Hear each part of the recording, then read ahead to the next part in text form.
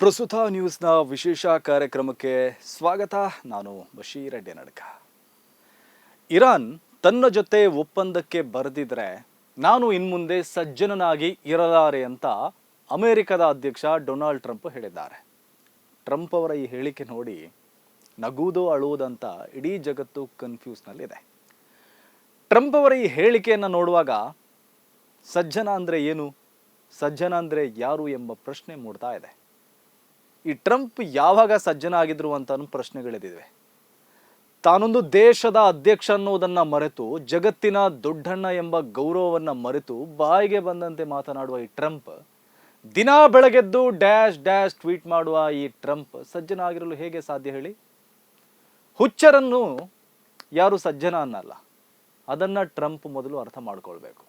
ಜಗತ್ತು ಈಗ ಟ್ರಂಪ್ ಅವರನ್ನ ನೋಡೋದು ಒಬ್ಬ ಹುಚ್ಚನ ತರ. ಅವರ ಹುಚ್ಚುತನಗಳಿಂದ ಅವರೇ ನಗೆ ಪಾಟಲಿಗೀಡಾಗ್ತಾ ಇದ್ದಾರೆ. ಬ್ರೈನ್ಗೂ ಬಾಯಿಗೂ ಕನೆಕ್ಷನೇ ಇಲ್ಲದಂತೆ ಮಾತನಾಡುವ ಮತ್ತು ವರ್ತಿಸುವ ಟ್ರಂಪ್ ತನಗೆ ತಾನೇ ಸಜ್ಜನ ಅಂತ ಹೇಳ್ಕೊಂಡ್ರೆ ಅದನ್ನು ನೋಡಿ ಜಗತ್ತು ನಗುತ್ತೆ ಅಷ್ಟೆ. ಅಮೆರಿಕ ಮತ್ತು ಇರಾನ್ ಯುದ್ಧದಲ್ಲಿ ಘೋಷಣೆಯಾಗಿರುವ ಕದನ ವಿರಾಮ ಅವಧಿ ಮುಗಿತಾ ಬಂತು. ಏಪ್ರಿಲ್ 22ರವರೆಗೆ ಈ ಕದನ ವಿರಾಮ ಜಾರಿಯಲ್ಲಿದೆ. 2 ದಿನ ಬಾಕಿ ಇರೋದು. ಆ ನಂತರ ಏನಾಗುತ್ತೋ ಎಂಬ ಆತಂಕ ಜಗತ್ತಿನಲ್ಲಿದೆ. ಸದ್ಯದ ಪರಿಸ್ಥಿತಿ ನೋಡುವಾಗ ಸಮಸ್ಯೆ ಪರಿಹಾರವಾಗುವ ಯಾವುದೇ ಸಾಧ್ಯತೆ ಕಂಡು ಬರ್ತಾ ಇಲ್ಲ.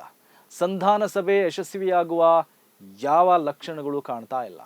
ಅಮೆರಿಕ ಮತ್ತು ಇರಾನ್ ನಡುವಿನ ಸಂಘರ್ಷವನ್ನ ಶಮನಗೊಳಿಸುವ ನಿಟ್ಟಿನಲ್ಲಿ ನಾಳೆ ಪಾಕಿಸ್ತಾನದ ಇಸ್ಲಾಮಾಬಾದಿನಲ್ಲಿ 2ನೇ ಸುತ್ತಿನ ಸಂಧಾನ ಸಭೆ ನಡೆಯಲಿದೆ ಅಂತ ಅಮೆರಿಕ ಹೇಳಿದೆ. ಪಾಕಿಸ್ತಾನ ಕೂಡ ಸಂಧಾನ ಮಾತುಕತೆ ನಡೆಸಲು ರೆಡಿ ಕೂಡ ಆಗಿದೆ. ಇಂದು ಅಮೆರಿಕ ನಿಯೋಗ ಪಾಕಿಸ್ತಾನಕ್ಕೆ ಹೋಗುತ್ತೆ ಅಂತ ಟ್ರಂಪ್ ತಿಳಿಸಿದ್ದಾರೆ. ಆದರೆ ಈ ಸಂಧಾನ ಸಭೆಗೆ ಹೋಗಲು ಇರಾನ್ ಇನ್ನೂ ತೀರ್ಮಾನ ಮಾಡಿಲ್ಲ ಅಂತ ಇರಾನಿನ ಮಾಧ್ಯಮ ವರದಿ ಮಾಡಿದೆ. ಇರಾನ್ ಈ ಸಂಧಾನ ಸಭೆಗೆ ಹೋಗಲ್ಲ ಅಂತಾನೂ ಹೇಳಲಾಗ್ತಾ ಇದೆ. ಅಮೆರಿಕದ ಬೇಡಿಕೆಗಳು ಅತಿಯಾಯಿತು ಮತ್ತು ಅವರ ನಿರೀಕ್ಷೆಗಳು ವಾಸ್ತವದಿಂದ ಕೂಡಿಲ್ಲ. ಹಾಗಾಗಿ ಈ ಸಂಧಾನ ಸಭೆಗೆ ಇರಾನ್ ಹೋಗಲ್ಲ ಅಂತ ವರದಿಯಾಗ್ತಾ ಇದೆ. ಅಲ್ಲದೆ ಇರಾನ್ ಮೇಲೆ ಅಮೆರಿಕ ವಿಧಿಸಿರುವ ಜಲ ದಿಗ್ಬಂಧನ ತೆರವು ಮಾಡುವ ತನಕ ಇರಾನ್ ಸಂಧಾನ ಸಭೆಗೆ ಹೋಗಲ್ಲ ಅಂತ IRGC ಪಟ್ಟು ಹಿಡಿದಿದ್ದು, ಅಮೆರಿಕದ ನೌಕಾ ದಿಗ್ಬಂಧನ ತೆರವು ಮಾಡುವ ತನಕ ಈ ಶಾಂತಿ ಮಾತುಕತೆ ನಡೆಯಲ್ಲ ಅಂತ IRGC ತಿಳಿಸಿರುವುದಾಗಿ ಇರಾನಿನ ಮಾಧ್ಯಮ ವರದಿ ಮಾಡಿದೆ. ಅಮೆರಿಕ ನೌಕಾ ದಿಗ್ಬಂಧನವನ್ನ ತೆರವು ಮಾಡಿದರೆ ಮಾತ್ರ ನಾವು ಮಾತುಕತೆಗೆ ಬರ್ತೇವೆ ಅಂತ ಇರಾನ್ ಹೇಳ್ತಾ ಇದೆ. ಇನ್ನೊಂದೆಡೆ ಇದು ಇರಾನಿಗೆ ಕೊನೆಯ ಅವಕಾಶ ಅಂತ ಅಮೆರಿಕದ ಅಧ್ಯಕ್ಷ ಟ್ರಂಪ್ ಇರಾನಿಗೆ ಥ್ರೆಟ್ ಹಾಕಿದ್ದಾರೆ. ಇರಾನಿಗೆ ಶಾಂತಿ ಒಪ್ಪಂದ ಮಾಡಿಕೊಳ್ಳಲು ಇದು ಕೊನೆಯ ಅವಕಾಶವಾಗಿದ್ದು, ಇರಾನ್ ಒಪ್ಪಂದಕ್ಕೆ ಬರದಿದ್ರೆ ಇರಾನಿನ ನಾಗರಿಕ ಮೂಲಸೌಕರ್ಯಗಳ ಮೇಲೆ ಅಮೆರಿಕ ಭೀಕರ ದಾಳಿ ಮಾಡಿ ಎಲ್ಲವನ್ನೂ ನಾಶ ಮಾಡ್ತೇವೆ ಅಂತ ಬೆದರಿಕೆ ಹಾಕಿದ್ದಾರೆ. ಇರಾನಿನ ಸೇತುವೆಗಳನ್ನ, ವಿದ್ಯುತ್ ಸೌಕರ್ಯಗಳನ್ನ ಸರ್ವನಾಶ ಮಾಡ್ತೇವೆ ಅಂತ ಬೆದರಿಸಿದ್ದಾರೆ. ಒಂದ್ ಕಡೆ ತಾನು ಸಜ್ಜನ ಅಂತ ಹೇಳ್ಕೊಳ್ಳುವ ಟ್ರಂಪ್ ಮತ್ತೊಂದು ಕಡೆ ನಾಗರಿಕ ಮೂಲಸೌಕರ್ಯಗಳ ಮೇಲೆ ದಾಳಿ ಮಾಡುವ ಹುಚ್ಚು ಮಾತುಗಳನ್ನು ಆಡ್ತಾ ಇದ್ದಾರೆ. ಯುದ್ಧಗಳಿಗೂ ಕೂಡ ನಿಯಮಗಳಿರುತ್ತೆ. ಯುದ್ಧ ಅಂದ್ರೆ 2 ಸೇನೆಯ ನಡುವೆ ನಡಿಬೇಕು ಅಷ್ಟೇ. ಯುದ್ಧದ ಹೆಸರಲ್ಲಿ ನಾಗರಿಕರ ಮೇಲೆ, ಸಾರ್ವಜನಿಕ ಸೌಕರ್ಯಗಳ ಮೇಲೆ, ವಿದ್ಯುತ್ ಸ್ಥಾವರ, ಸೇತುವೆಗಳ ಮೇಲೆ ದಾಳಿ ನಡೆಸಿದ್ರೆ ಅದು ಯುದ್ಧ ಅಲ್ಲ, ಅದು ಯುದ್ಧಾಪರಾಧ. ಅದನ್ನ ಯುದ್ಧಾಪರಾಧ ಅಂತ ಹೇಳ್ತೇವೆ. ಯುದ್ಧಾಪರಾಧ ಮಾಡುವವರಿಗೆ ಅಂತಾರಾಷ್ಟ್ರೀಯ ಕಾನೂನಿನಲ್ಲಿ ಶಿಕ್ಷೆ ಇದೆ. ಆದರೂ ಕೂಡ ಈ ಅಮೆರಿಕ ಮತ್ತು ಇಸ್ರೇಲ್ ಎಂಬ ನವ ವಸಾಹತುಶಾಹಿಗಳು ಜಗತ್ತಿನೆಲ್ಲೆಡೆ ಇಂತಹ ಯುದ್ಧಾಪರಾಧಗಳನ್ನೇ ಮಾಡ್ತಾ ಬಂದಿದ್ದಾರೆ. ಇರಾನಿನಲ್ಲೂ ಅದನ್ನೇ ಮಾಡೋದಾಗಿ ಬಹಿರಂಗವಾಗಿ ಹೇಳ್ಕೊಳ್ತಾ ಇದ್ದಾರೆ. ಇರಾನ್ ಅಣುಶಕ್ತಿ ಒಪ್ಪಂದಕ್ಕೆ ಬರದಿದ್ರೆ, ಹಾರ್ಮುಜ್ ಜಲಸಂಧಿಯನ್ನ ತೆರವು ಮಾಡದಿದ್ರೆ ತಾನು ಸಜ್ಜನನಾಗಿ ಇರಲ್ಲ, ಇರಾನ್ ಮೇಲೆ ಭೀಕರ ದಾಳಿ ಮಾಡೋದಾಗಿ ಟ್ರಂಪ್ ಬೆದರಿಕೆ ಹಾಕಿದ್ದಾರೆ. ಅಮೆರಿಕದ ಈ ಥ್ರೆಟ್ಗೆ ಇರಾನ್ ಸೊಪ್ಪು ಹಾಕಿಲ್ಲ. ಅಮೆರಿಕ ಮತ್ತು ಇಸ್ರೇಲ್ ಮೇಲೆ ಇರಾನಿನ ಡ್ರೋನ್ಗಳು ಮಿಂಚಿನ ದಾಳಿ ಮಾಡಲು, ಶತ್ರುಗಳಿಗೆ ಸೋಲುಣಿಸಲು ಇರಾನ್ ಸಿದ್ಧ ಆಗಿದೆ ಅಂತ ಇರಾನಿನ ಸುಪ್ರೀಂ ಲೀಡರ್ ಮುಸ್ತಫಾ ಖಮೇನಿ ಸಂದೇಶ ನೀಡಿದ್ದಾರೆ. ಇರಾನ್ ಶಸ್ತ್ರಾಸ್ತ್ರ ಪಡೆಗಳ ದಿನಾಚರಣೆ ಪ್ರಯುಕ್ತ ಈ ಸಂದೇಶ ನೀಡಿರುವ ಅವರು, ಇರಾನಿನ ನೌಕಾಪಡೆಯ ಎದುರು ಶತ್ರುಗಳು ಸೋಲಿನ ಕಹಿ ಅನುಭವಿಸಲಿದ್ದಾರೆ ಅಂತ ಟ್ರಂಪ್ಗೆ ತಿರುಗೇಟು ನೀಡಿದ್ದಾರೆ. ಇನ್ನು ಅಣುಶಕ್ತಿ ಪಡೆಯುವ ಇರಾನಿನ ಹಕ್ಕನ್ನ ಕಸಿದುಕೊಳ್ಳಲು ಯಾರಿಂದಲೂ ಸಾಧ್ಯ ಇಲ್ಲ ಅಂತ ಇರಾನ್ ಅಧ್ಯಕ್ಷ ಮಸೂದ್ ಪೆಜಿಶ್ಕಿಯಾನ್ ಸವಾಲು ಹಾಕಿದ್ದಾರೆ. ಅಣುಶಕ್ತಿ ಹೊಂದುವುದು ಇರಾನಿನ ನ್ಯಾಯಯುತ ಹಕ್ಕು, ಅದನ್ನ ನಿರಾಕರಿಸಲು ಯಾವ ದೇಶಕ್ಕೂ ಅವಕಾಶ ಇಲ್ಲ ಅಂತ ಹೇಳಿದ್ದಾರೆ.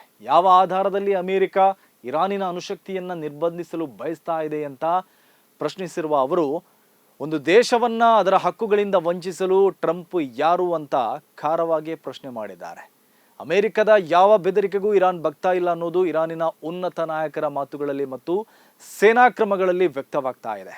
IRGC ಈಗ ಹಾರ್ಮುಜ್ ಜಲಸಂಧಿಯನ್ನ ಸಂಪೂರ್ಣವಾಗಿ ಮುಚ್ಚಿದೆ. ಯಾವ ಹಡಗನ್ನು ಹಾರ್ಮುಜ್ ದಾಟಲು ಇರಾನ್ ಅವಕಾಶ ಕೊಡ್ತಾ ಇಲ್ಲ. ಅಮೆರಿಕದ ಕ್ರಮಗಳಿಗೆ ಪ್ರತೀಕಾರವಾಗಿ ಇರಾನ್ ಹಾರ್ಮುಜ್ ಜಲಸಂಧಿಯನ್ನ ಪೂರ್ತಿ ಮುಚ್ಚಿದೆ. ಮೊನ್ನೆ ಲೆಬನಾನ್ ಮತ್ತು ಇಸ್ರೇಲ್ ನಡುವೆ ಕದನ ವಿರಾಮ ಏರ್ಪಟ್ಟ ಬೆನ್ನಲ್ಲೇ ಇರಾನ್ ಹಾರ್ಮುಜ್ ಜಲಸಂಧಿ ಸಂಪೂರ್ಣ ಮುಕ್ತ ಅಂತ ಹೇಳಿತ್ತು. ಆದರೆ ಅಮೆರಿಕ ನೌಕಾ ದಿಗ್ಬಂಧನದಿಂದ ಹಿಂದೆ ಸರಿಯದ ಕಾರಣಕ್ಕೆ ಇರಾನ್ ಈಗ ಹಾರ್ಮುಜ್ ಜಲಸಂಧಿಯನ್ನು ಬಿಟ್ಟು ಕೊಡ್ತಾ ಇಲ್ಲ. ಗಾಯಕ್ಕೆ ಉಪ್ಪು ಸವರಿದಂತೆ ಅಮೆರಿಕ ಈಗ ಒಮಾನ್ ಕೊಲ್ಲಿಯಲ್ಲಿ ಇರಾನಿಗೆ ಸೇರಿದ ಹಡಗುದನ್ನು ವಶಪಡಿಸಿಕೊಂಡು ತನ್ನ ಕಂಟ್ರೋಲ್ನಲ್ಲಿಟ್ಟಿದೆ. ಇದು ಇರಾನನ್ನ ಮತ್ತಷ್ಟು ರೊಚ್ಚಿಗೆಬ್ಬಿಸಿದೆ. ಅಮೆರಿಕ ಸಮುದ್ರ ದರೋಡೆ ಮಾಡಿದೆ ಅಂತ ಇರಾನ್ ಕಿಡಿಕಾರಿದೆ. ಇದಕ್ಕೆ ಪ್ರತೀಕಾರ ತೆಗೆದುಕೊಳ್ಳುವುದಾಗಿಯೂ ಇರಾನ್ ಶಪಥ ಮಾಡಿದೆ. ಅದರ ಬೆನ್ನಲ್ಲೇ ಅಮೆರಿಕದ ಮಿಲಿಟರಿ ಶಿಪ್ ಮೇಲೆ ಇರಾನ್ ಡ್ರೋನ್ ದಾಳಿ ಮಾಡಿದೆ ಅಂತ ಹೇಳಲಾಗ್ತಾ ಇದೆ. ಆದರೆ ಅದಿನ್ನೂ ಕನ್ಫರ್ಮ್ ಆಗಿಲ್ಲ. ಹಾರ್ಮುಜ್ ಜಲಸಂಧಿಯಲ್ಲಿ ಉದ್ವಿಗ್ನತೆ ಈಗಲೂ ಇದೆ. ಅಮೆರಿಕ ಅಲ್ಲಿ ಇರಾನಿನ ಹಡಗುಗಳಿಗೆ ದಿಗ್ಬಂಧನ ಹಾಕಿದ್ರೆ ಇರಾನ್ ಹಾರ್ಮುಜ್ ಜಲಸಂಧಿಯನ್ನ ಸಂಪೂರ್ಣವಾಗಿ ತನ್ನ ನಿಯಂತ್ರಣದಲ್ಲಿಟ್ಟುಕೊಂಡಿದೆ. ಸದ್ಯ ಹಾರ್ಮುಜ್ ಜಲಸಂಧಿಯನ್ನ ಇರಾನ್ ಮುಚ್ಚಿದೆ.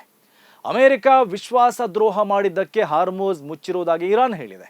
ಹಾರ್ಮುಜ್ ಜಲಸಂಧಿಯ ಮೇಲೆ ತನ್ನ ನಿಯಂತ್ರಣವನ್ನ ಇರಾನ್ ಬಿಗಿಗೊಳಿಸಿದೆ. ಯಾವುದೇ ಹಡಗು ಜಲಸಂಧಿ ಪ್ರದೇಶವನ್ನ ಪ್ರವೇಶಿಸಲು ಮುಂದಾದರೂ ಅದರ ಮೇಲೆ ದಾಳಿ ಮಾಡೋದಾಗಿ IRGC ಎಚ್ಚರಿಕೆ ಕೊಟ್ಟಿದೆ. ಇರಾನ್ ಬಂದರುಗಳಿಗೆ ಬಂದು ಹೋಗುವ ಹಡಗುಗಳಿಗೆ ಅಮೆರಿಕ ಹಾಕಿರುವ ದಿಗ್ಬಂಧನ ತೆರವಾಗೋ ತನಕವೂ ಹಾರ್ಮುಜ್ ಜಲಸಂಧಿ ಓಪನ್ ಮಾಡಲ್ಲ ಅಂತ IRGC ಹೇಳಿದೆ. ಈ ಸಂಘರ್ಷದಿಂದ ಕಚ್ಚಾ ತೈಲದ ಬೆಲೆ ಏರಿಕೆಯಾಗ್ತಾ ಇದೆ. ಇರಾನ್ ಹಾರ್ಮುಜ್ ಅನ್ನ ತಡೆದಿದೆ ಅಂತ ಸುದ್ದಿ ಹೊರಬರ್ತಾ ಇದ್ದಂತೆ ಕಚ್ಚಾ ತೈಲ ಬೆಲೆ ಹೆಚ್ಚಾಗೋಕೆ ಶುರುವಾಯಿತು. ಸದ್ಯ ಕಚ್ಚಾ ತೈಲದ ಬೆಲೆ 7% ಏರಿಕೆಯಾಗಿದೆ. ಸದ್ಯ ಈ ಸಂಘರ್ಷ ಕಡಿಮೆಯಾಗುವ ಸಾಧ್ಯತೆಗಳು ಕಂಡು ಬರ್ತಾ ಇಲ್ಲ. ಟ್ರಂಪ್ ಬೆದರಿಕೆ ಮೇಲೆ ಬೆದರಿಕೆ ಹಾಕ್ತಾ ಇದ್ದರೂ ಇರಾನ್ ಮಣಿತಾ ಇಲ್ಲ. ನಾಳೆ ಇಸ್ಲಾಮಾಬಾದಿನಲ್ಲಿ ಸಂಧಾನ ಮಾತುಕತೆ ನಡೆಯುತ್ತಾ ಅನ್ನೋದೇ ಖಚಿತತೆ ಇಲ್ಲ. ಮಾತುಕತೆ ನಡೆದ್ರೂ ಅದು ಯಶಸ್ವಿಯಾಗುತ್ತೆ ಎಂಬ ನಂಬಿಕೆಯೂ ಇಲ್ಲ. ಇದು ಇವತ್ತಿನ ಪ್ರಸ್ತುತ ನ್ಯೂಸ್ ವಿಶೇಷ. ಸುದ್ದಿಗಳ ವಸ್ತುನಿಷ್ಠ ವಿಶ್ಲೇಷಣೆಗಾಗಿ ನೋಡ್ತಾ ಇರಿ ಪ್ರಸ್ತುತ ನ್ಯೂಸ್.